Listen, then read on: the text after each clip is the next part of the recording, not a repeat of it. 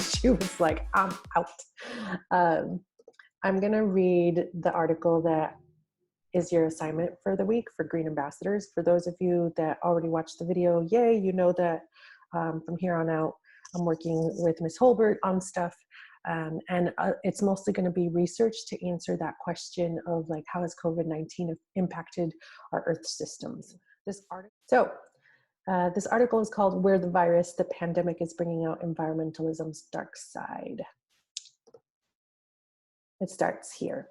Coronavirus is Earth's vaccine. We're the virus. As of today, this March 17th tweet, which referred to drop in air and water pollution during the global COVID-19 pandemic, has received nearly 300,000 likes and more than 70,000 retweets, as well as condemnation from some users.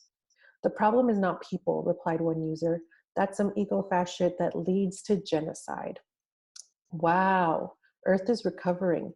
Air pollution is slowing down. Water pollution is clearing up. Natural wildlife is returning home. We're the virus. Eco-fash refers to eco-fascism, the promotion of authoritarian fascist ideologies for environmental good, minimizing or even encouraging human death and suffering so long as it helps the environment is an excellent example of the dark ideology. And yet, variations on the coronavirus is good for the climate theme have been cropping up more and more as the virus spreads. It's true that carbon emissions and air pollution have plummeted since the onset of the global crisis. Widely shared, but mostly fake stories about wild animals returning to urban settings while humans are hunkered indoors have abounded. Although most environmentalists have been clear that the societal tragedy of the novel coronavirus vastly outweighs any marginal environmental benefits, a handful of proclamations that the planet is better off now and that we humans are bad news for the planet have gone viral. Citizens of Wuhan can finally hear birds chirping after years. Venice's water canals are clear and full of fish, and you can even see the Tatra Mountains from Krakow because the smog has lifted. This isn't an apocalypse, it's an awakening. We are the problem. Here's an unexpected side effect of the pandemic. The waters flowing through the canals of Venice is clear for the first time in forever. The fish are visible, the swans have returned. For months now, people have been saying that the earth is cleansing herself. None of this is a coincidence. The human race is so shitty that when we're absent, the world begins to thrive again. This stance has some serious flaws, like its disregard of the disproportionate impact different people and societies have on the environment, and its questionable assumption that human society and the planet are somehow discrete and utterly separate actors. But the most disturbing facet of this argument is how it echoes strains of the environmentalist movement that have advocated for reducing non-white, non-Western populations. In the United States in the 1960s and 70s, fighting overpopulation for the sake of conserving Earth's resources became a mainstream preoccupation. Never mind that the overpopulated African and Asian countries consumed fractions of what the US did. Paul Ehrlich's landmark 1968 book, The Population Bomb, brought discussions of human population control into the spotlight with its dire warning of mass starvation within decades as people overwhelmed the Earth's resources. He recommended sterilization as a part of the solution. Garrett Hardin, another influential environmentalist, lobbied against food aid during famines by arguing that if poor governments couldn't feed their people, it behooved the planet as a whole to just let them starve and die. These perspectives are perhaps unsurprising given the history of the US conservation movement. Environmentalism has long danced with xenophobia and eugenics. A litany landmark early 20th century conservationists were also eugenicists, and they passed and promoted influential laws protecting racial purity as well as the environment. Under Teddy Roosevelt, the 1909 National Conservation Commission report declared, the problem of the conservation of our natural resources is, above all, the conservation of the racial stock itself.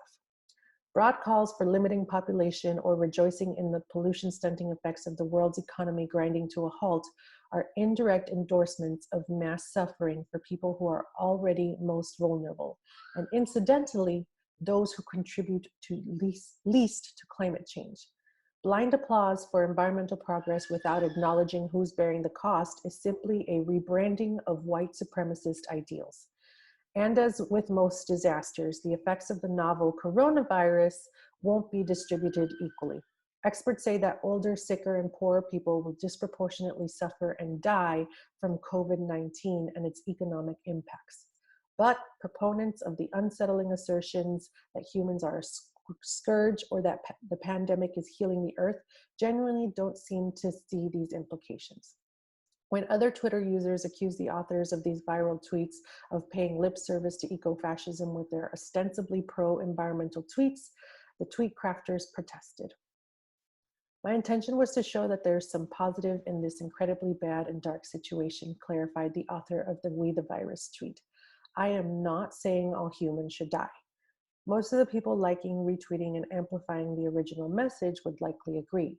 The takeaway of the rash, cavalier, almost celebratory COVID-19 interpretations gaining traction should not be that eco-fascists and eugenicists dominate the environmental Twitter sphere. The far more insidious and uncomfortable truth is that disturbing philosophies on humanity have always coexisted with environmental thinking and are bound to resurface if others don't call out the inherent injustice of these perspectives.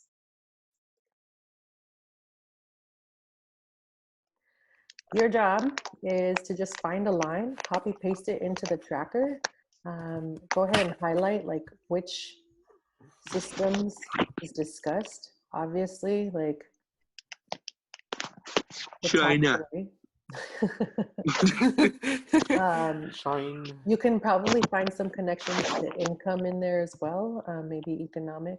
And then in your reflection or analysis, like you can either type your response or you can go to vokaru.com and record it. I'm gonna stop sharing my screen. So.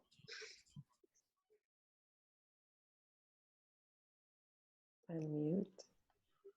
And I'm going to ask for thoughts. So first of all, dude, this sucks. Does it? I mean, I picked this article because you know how people have been saying like, oh, the earth is getting better. Like I literally saw these tweets about how like coronavirus was cleansing the earth. And I was like, that doesn't feel right. See, for me, like, I've been seeing the same things, but like, I'm on my meme app, so most of us are very sarcastic and ironic about it. So sometimes I read these and I'm just kind of like, no, this person's just joking because no one's really gonna feel that way. But this just feels a bit off. Right. I do have some feeling towards it. Like this is somewhat helping the world in a way. So, yeah, the issue that I have with people only focusing on like, look at this positiveness is like the people that are being negatively impacted the most are the people that have always been like oppressed and marginalized, you know? So, no, I didn't mute you. So your job in the assignment is to find a line that sticks out, like a golden line, and to write about it. Like, I think it's pretty easy in this article to say, yeah, the connection that I see to a system is the environment.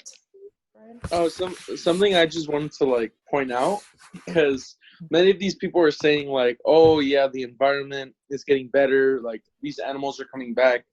But what they forget is that this is supposed to be an ecosystem. Now, we still have buildings, we still have things in place. So these animals that are coming back, it's not going to be healthy for them. This isn't sustainable. And so it's going to be a while for like those types of areas to be an ecosystem where they can survive. So in reality, yeah, we have cleaner waters and animals are coming back, but it's not complete ecosystems, you know? Right. That's y'all good? This feels like a bra moment. That's pretty much everything. That's pretty much it. Hey! Yeah. Right? I feel like these people lack common sense, you know? Oh. They do. Here, let me stop recording and we're gonna talk other things now. Okay.